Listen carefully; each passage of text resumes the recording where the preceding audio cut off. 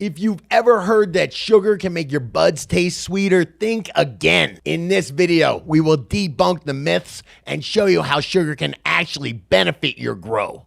But before we do, today's video is brought to you by Real Growers Recharge. If you want stronger, healthier plants, if you want bigger roots for better fruits, you gotta check out Real Growers Recharge. It's like an instant compost tea that holds more nutrients at your root zone, breaks those nutrients down, and makes them more plant available, getting more of your nutrients into your plants. Find out more about Recharge over at realgrowers.com. And while you're there, use coupon code Scotty420 to get 20% off your first order. Now let's get back to the show.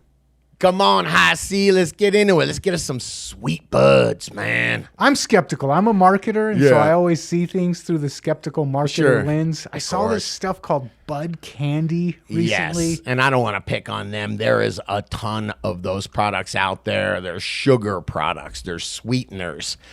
And if you're not someone that's an experienced grower, you might look at those. And I know that people call trichomes sugar, frosty.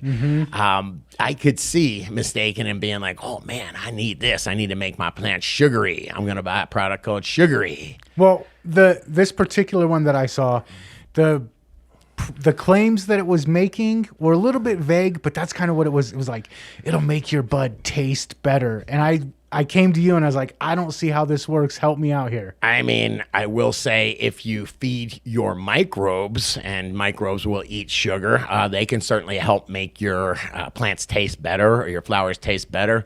But it is completely, what they're trying to do is, I think it is a little bit deceptive. Your plants aren't going to eat the sugar and become sweeter.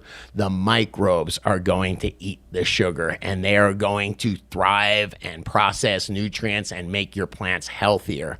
But sugar is microbe food. It's not plant food. Okay. And I will say, the reason why some of these products, don't forget, this industry was pretty crazy. It was the Wild West for a long time, and some of these products got a great reputation in the past. And I was telling you this earlier, it is amazing the laws that the fertilizer companies have. I guess big business like Monsanto and all that get to lobby. Do you know that you don't have to list everything that is in your product? If you don't claim it, you don't have to list it, man. So something can be in the product you're buying, but as long as they're not claiming it, they don't have to list it? Yes, and they went really crazy with this one. But if you just Google or chat and see how many products got busted for putting paclobutrazol in there, just a bud hardener and a bud enhancer, it actually makes them look worse. But there was people that were taking these sugar products and they were putting other crap in there.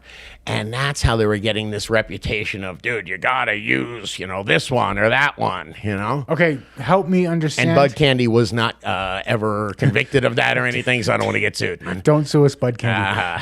Help me understand this. PGRs? PGR, plant growth regulators. If you are growing flowers and you're growing those mini roses and you don't want them shooting up to the top of your greenhouse, you will use something like paclobutrazol, and it will keep them short and fat and big giant flowers on there.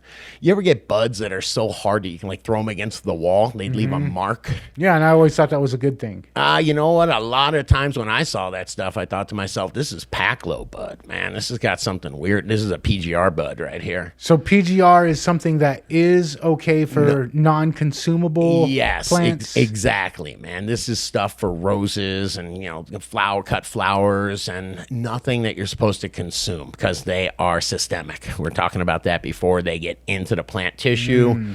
They stay there. When you combust them, you're smoking that weird chemical. And so you're saying that back in the Wild West days, some of them were getting mixed in with these sweeteners. Yes, you're supposed to help me from keeping off track like this, man. But yes, so just when you hear about if there's a legend of how much this one worked and how great that one was, just be careful. And by the way, they really don't do that anymore. I think half the people got caught and the other half of the people wisened up. But there are still... there's still plenty of sugar products out there, and they are a little bit, I don't want to say deceptive. The marketing's a little weird on them. Understand that sugar is going to feed your microbes. I won't get technical, but sucrose starts with SU, sugar. That's sugar. There's your table sugar right there. And then it's glucose and fructose, all right? And all you got to remember is glucose is the number one. Plants, or the microbes love that. Fructose will hit afterwards, man. That's their, second choice. And those are the things that feed your microbes. So you know what else has those? Molasses. Okay, before we jump to molasses, Yeah. I'm going to do a little bit of science class here because this is a little bit of what I remember from high school. Oh, shoot. We better take an edit really quick. Some sugars break down faster, some sugars break down slower, and for different things, you want to use different types of sugar. Well, that's like carbohydrates you're talking about, how there's like long, complex carbohydrates and super short ones. And yeah, the sugar, the sucrose has two parts, a glucose and a fructose. And I did promise I wouldn't get too into it. Point is, they're easily digestible sugars. So something like molasses that has that easily digestible sugar, that's all you need. You don't need agave nectar. You don't remember we did we looked at what the popular sugars were. Honey was in there. Those are good because those aren't expensive, man. Those aren't expensive. If you are going to get molasses, make sure you get unsulfured molasses. Usually unsulfured blackstrap molasses. Just water and a bunch of sulfur into your microbes. They don't like that so much, man. Okay. Actually, let's talk about molasses. That one's kind of your favorite. That's the one that you like to use the most. It's the one that's in recharge. That's the one that when I look around, it's got decades and decades of actual proof, peer-reviewed research. Safety testing. Yeah. And then it's a byproduct of the sugar industry. As much as I don't love the sugar industry, it's a byproduct of it. I'm glad that It's not just going to waste and polluting. Yeah. I think we're reusing it, man. Okay. And then specifically with molasses, we were talking about the types of sugars. Sure. Microbes really like the glucose, but they also need some of the other ones. And molasses, if I'm wrong, correct me, but it's kind of got that ideal mix for the type of microbes that we want in our soil, right? Absolutely, man. Absolutely. It's got the glucose and the fructose. Man, I think I've seen people deliberately try to complicate this stuff. It's very easy, man. The microbes eat sugar. The plants don't, all right? But the microbes will solubilize nutrients and feed them to the plant. So the more microbes you have, the more you've got them. And there's also another thing. I got to go off script. There's sometimes when people are trying to stimulate the plant to make its own exudates. The plant's made sugar and it sends them down so it feeds the microbes.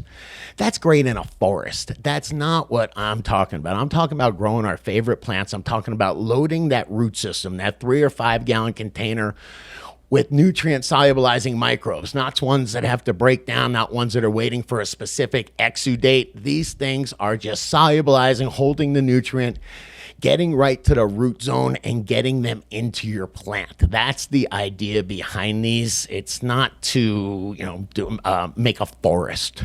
And having the molasses in there helps kind of supercharge those microbes so that they can do a better job. Exactly. I don't know if you've been out in nature. They don't have superchargers there, man. And that is why I chose to use molasses in my grow. That is why I chose to put it in recharge. But what about you? Do you use molasses? Do you use other sweeteners? Let me know in the comments. And if you dug this video, please hit the like button. Please smash that subscribe button. Talk about this one with another grower you know. And check out the other couple videos YouTube is recommending because I think you'll dig them.